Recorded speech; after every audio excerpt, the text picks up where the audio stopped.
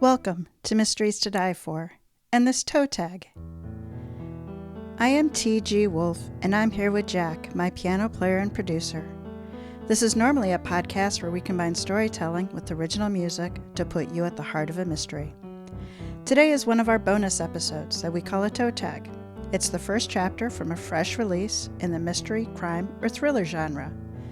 And today's featured release is Rogues Patriots by Patrick H. Moore. Today we're actually going to do chapters 1 and 2 so that you get a really good flavor of this one. All right.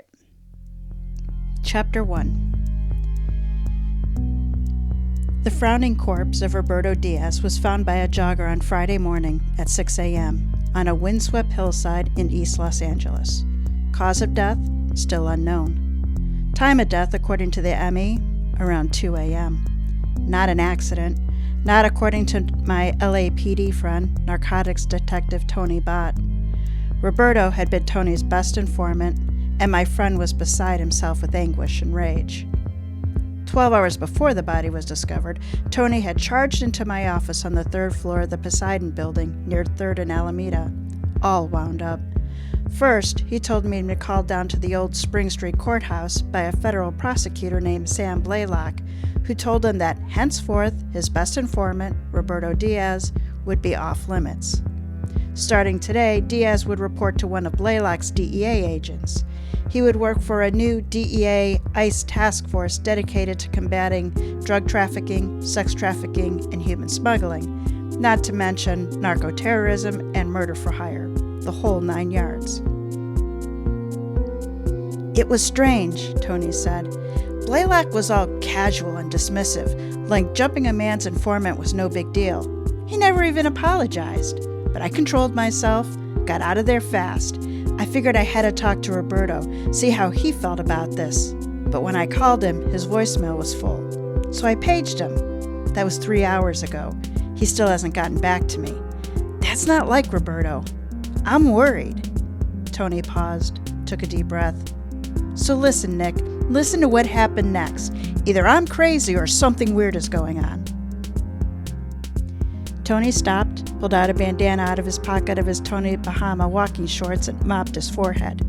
He was wearing a casual designer clothes, Izod pullover, polo duck shoes to go with the shorts, and the mirrored Ray-Bans pushed up on his forehead. Why this instead of his casual, dirty white boy riding in the Mexican car undercover look? Black jeans, colored t-shirt, and blue bandana, or his basic go-to-court look, Dockers, bland polo shirt, casual shoes? Simple. He had a date right across the street from my office at the 3rd Street Korean Bar and Grill at 7 p.m. Or, as Tony explained, so this woman came up to me in the parking lot right outside the courthouse, right after my meeting with Blaylock. I was steaming, and plenty worried too, because Roberto, he's kind of a simple guy. Those sharks are the last people he needs to be working with. And that's when I felt her breathing on the back of my neck. I turned around and she gave me a big smile. She looked about 40-ish, stylish enough, I guess, but a bit wizened in that clubwoman kind of way. Wrinkles around her mouth and eyes. She says, "Hey, Tony, got a sec? I need your help with your old informant, Roberto Diaz. That prick Blaylock wants me to shadow him. He thinks Diaz won't suspect anything because I'm a woman. Says he wants to know what Diaz is really doing." Yeah, right. How the hell am I supposed to know? I'm in over my head. Maybe we can catch a drink later and you can give me some tips? She acted like we were pals. It made no sense. And why in the hell would Blaylock want his own informant followed?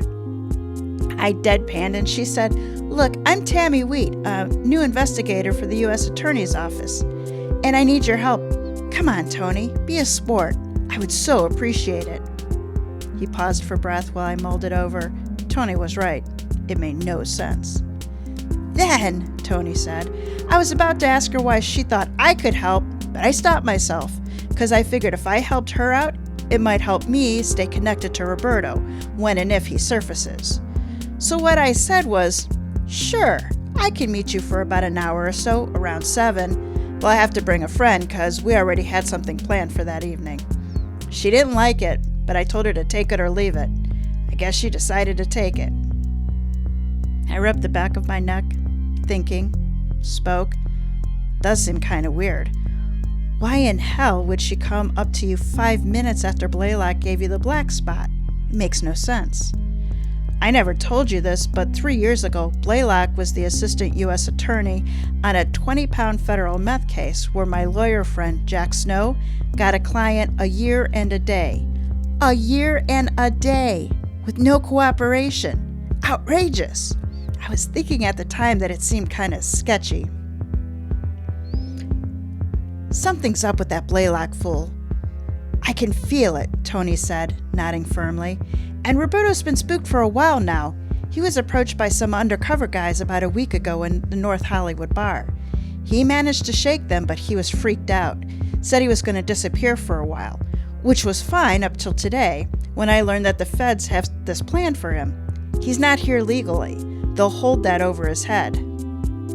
Does Roberto have a local case, I asked? Tony grinned, a bit sheepishly. I know, I said. He's working off a case that's never even been filed. Jack Snow says that's pretty much taboo among the feds, but that you local boys do it all the time. He's right, Tony said. Those federal bastards have no mercy. They put you to work setting people up, and then they have you sent to prison, whereas we local boys have a heart. Chapter 2. At 7 o'clock, we walked across the street to the Korean Bar and Grill. A smiling Tammy Wheat greeted us halfway down the bar. Gentlemen, how nice of you to be on time. Always, Tony said. I stepped forward and introduced myself as Nick, perfunctory handshake. Tammy was about what I expected, on the petite side, toned and tan with a determined look in her close-set blue eyes. She was wearing expensive jeans, a frilly white blouse, and brown leather bomber jacket. It's too noisy in here for conversation, I said, nearly shouting. Let's sit on the patio. Outside, we sat in swinging chairs suspended on chains under a bamboo awning. A moment of awkward silence, waiting for the drinks to arrive. I stepped into the breach. Nice place, huh? Whenever I get a chance, I sit out here with the Pellegrino while I write up my case notes. Our drinks arrived, more chit-chat. Then Tony got down to business. So what can I do for you, Miss Wheat? You said something about needing pointers on how to shadow Roberto Diaz? That's right, Tammy said, but please call me Tammy. I'm pretty new to this game, and although they trained me, I've never done surveillance on my own before. And because Diaz has disappeared, I've got to figure out how to find him. Tony and I exchanged a quick glance. Was it possible Blaylock and his team had not yet located Roberto? This would help explain why Tammy had appeared out of nowhere, asking Tony for help. Just so you know, Tony said slowly, I can't find him either. The damn guy has disappeared, and this can be a slow game. I've had informants disappear for months at a time and then reappear with a new target. He paused and shook his head, his lips set in a hard line. But more to the point, why on earth should I throw you a bone when your people made it crystal clear that you're stealing my prize informant? Wow, said Tammy, you're angry. I would be too, I suppose. A moment of silence. Then she plunged ahead. But there's no need to be defensive. We're all on the same side, aren't we? I mean, we all want to indict these drug trafficking bastards and lock them up, protect our borders and all the good stuff.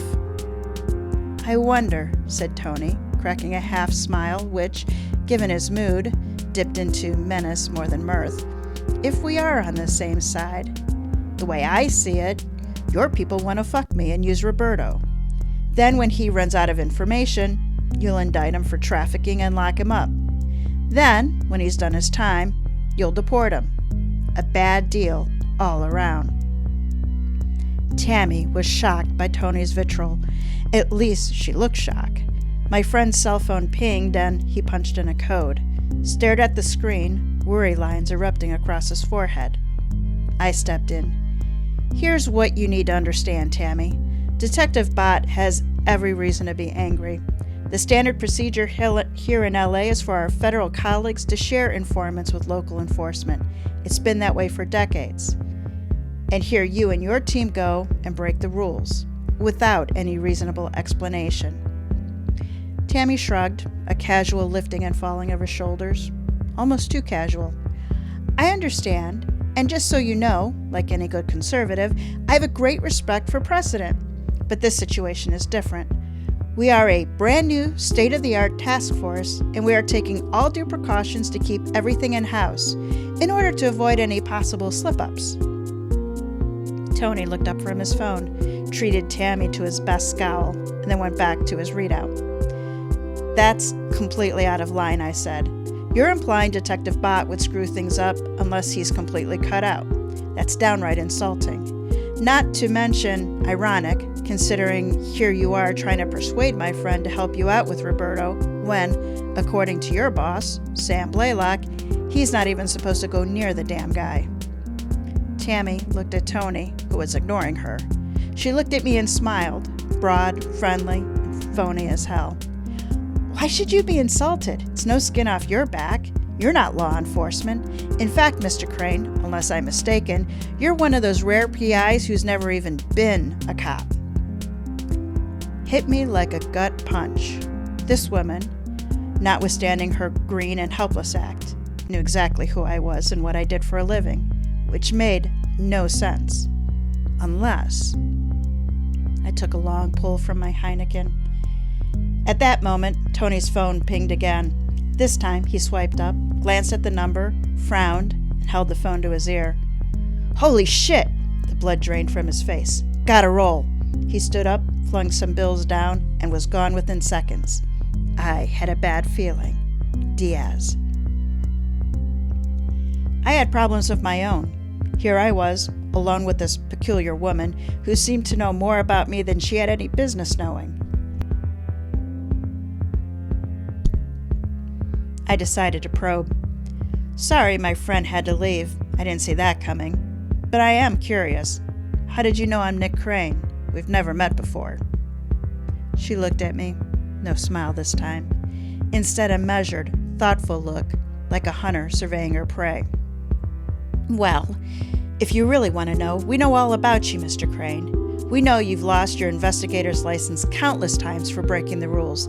It's amazing you still have a license to carry. Suffice to say, you're not too popular in certain circles. She was baiting me. Much as I wanted to, I decided not to bite. I stood up, nodded shortly, and walked away, leaving her there on the patio, one hand wrapped around the waist of her St. Pauli girl, the other reaching for her phone.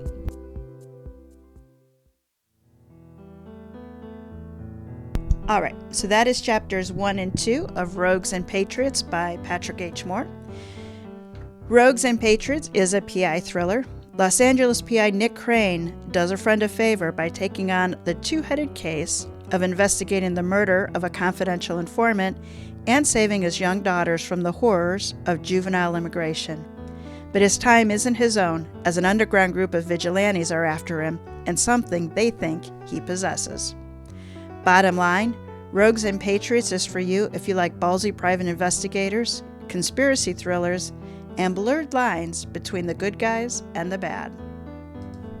All right, so let's dig a little bit more into this. So the star of the show is Nick Crane, who you all just met. He is a Los Angeles private investigator, cut from the same cloth as characters like Hammett's Sam Spade, Parker Spencer, and Housewright's McKinsey. Crane is driven by strong bonds of loyalty and a sense of right and wrong that has little to do with the laws. He's in his early 50s. Crane has the experience needed to work a case that is a mix of intelligence, intuition, and the raw nerve that means no ending is predictable.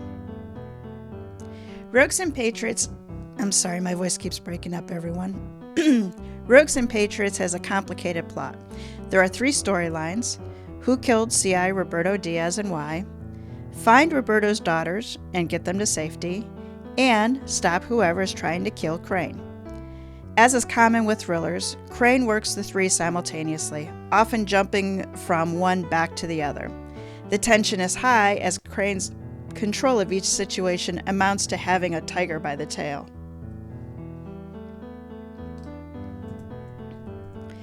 This is the second in a 3-book series from a new thriller writer, Patrick H. Moore. Patrick himself has built his career as an investigator, which enables him to bring texture and context that go beyond imagination. I've not read the first book, and put doing so in a nice-to-have-done category. There clearly is an overarching story that seems like it must have been rooted in the first book. And while I could follow this story without it, I did have those feelings that there were meaning or allusions to something that I simply didn't get. For best read, I would start with 27 Days and then pick up Rogues and Patriots. I did at times struggle to follow the jumps between the plots. Sometimes I read too fast, but sometimes I wonder if it was a connection back to book 1.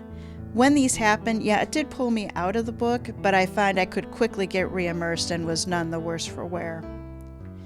Crane's actions were logical and consistent with his character, and the same was true of the side characters of LAPD Detective Tony Bott, who you just met, and Crane's partner, Bobby Moore, who you haven't met yet. Standing at the end of the book and looking back to the front, I didn't have a hard time with anything that Crane did or that Bott or Moore did, but I did have a harder time following the logic and goal of the bad guys. Now granted, we're only seeing those peaks of what the bad guys are doing because the entire book is told from Crane's point of view, but I did have a harder time figuring out what they wanted. And I thought it was kind of funny because toward the end of the book, one of Crane's other underlings says, he's stumped, and Crane goes, I know it's confusing. And I'm like, okay, so I'm not alone. It is a solidly written thriller, but it is complicated, and it can be tricky to keep everything straight. Let's see. I just went off script, so now I have to find my spot in the script. Here I am. If you're a hardcore fan of detective stories and political conspiracy thrillers, definitely give this series a try. Rogues and Patriots, definitely, but again, I suggest starting with book 1, 27 Days, to get the full setup. So Rogues and Patriots was released from Down and Out Books and is promoted by Partners in Crime and is available from Amazon and other digital retailers. The link to Amazon is in the show notes. And now, allow me to introduce you to Patrick H. Moore. He is a Los Angeles-based investigator, sentencing mitigation specialist, and crime writer. In the field since 2003, he has worked in virtually all areas, including drug trafficking, sex crimes, crimes of violence, and white-collar fraud.